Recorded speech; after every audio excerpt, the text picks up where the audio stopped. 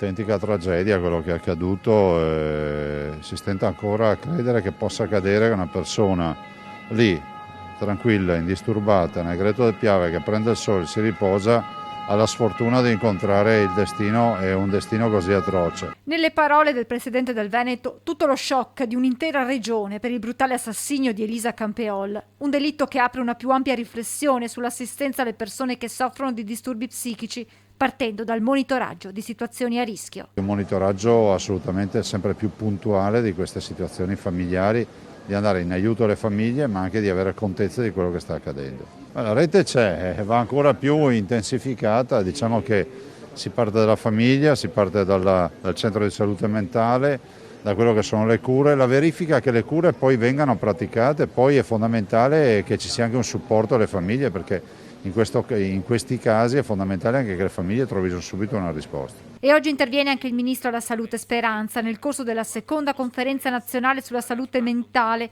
spiegando come questa sia una priorità per il governo. Le persone con disturbi mentali continuano a ricevere risposte che non sempre sono pienamente adeguate. Dobbiamo riconoscere che negli ultimi decenni l'attenzione dedicata alla sofferenza mentale non sempre è stata all'altezza. Voglio assicurare il mio impegno personale e quello del Ministero, ha aggiunto Speranza, per individuare ipotesi volte a sostenere concretamente i servizi di salute mentale, perché senza questa non c'è né ripresa né resilienza. Fare rete tra le varie realtà sul territorio per individuare possibili situazioni a rischio deve dunque essere una priorità.